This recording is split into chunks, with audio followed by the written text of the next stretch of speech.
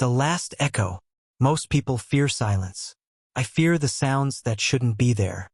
My name is Detective Miles, and my new case was a recording. A 911 call from a woman, Lena Pierce, whispering that someone was in her house. You can hear her terror, the creak of a floorboard, a sharp intake of breath, and then nothing but the quiet hum of an open line. The police found nothing. No forced entry, no struggle, no Lena. They closed it as a hoax. But I heard the echo they missed. Lena was a deep listener, a historian who used specialized software to clean and restore old audio recordings from wax cylinders and wire tapes. She was working on a project for the local historical society, digitizing the archives of the city's founding family, the vanishes. The 911 call was the key.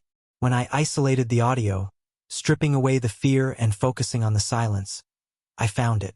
Underneath Lena's breathing, almost buried in the recording's noise floor, was another sound. A faint, rhythmic, metallic click, click, click. It was the same sound I found on a 120-year-old wax cylinder recording she was working on. One that captured the voice of Alistair Vance reading poetry to his wife. The sound was a recording itself. A ghost in the machine. An audio phantom that had somehow leaped from the antique recording into a modern digital file. The Historical Society's director, a man named Professor Albright, told me Lena was paranoid, convinced she was hearing voices in the static. He said the old Vance mansion, where she did her work, was playing tricks on her mind. But I knew technology, and I knew this wasn't a ghost. This was a footprint. Lena had discovered something in that old audio. A secret Alistair Vance had buried in the grooves of a wax cylinder.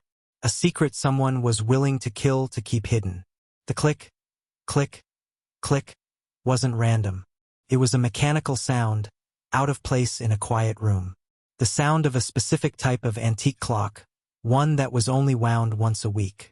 I went to the now-abandoned Vance mansion. In the dusty library, exactly where the old recordings were made, stood a grand, ornate clock. It was stopped. I opened the back panel.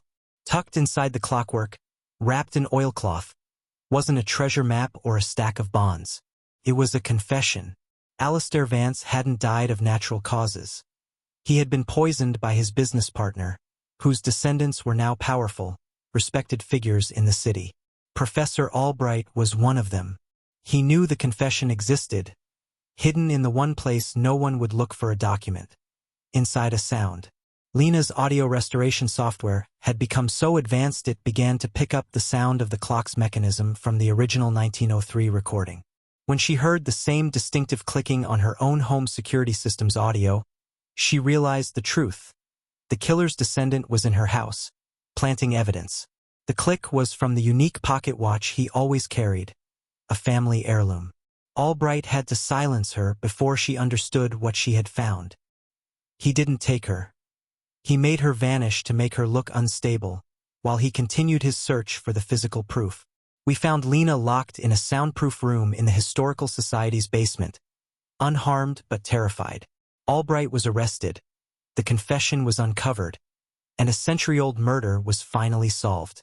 But sometimes, in the quiet of my office, I'll listen to that 911 call again, and I still hear it. Not just the clicking, but the echo of a secret that refused to stay silent. A truth that waited in the sound waves for 100 years, just waiting for someone to truly listen.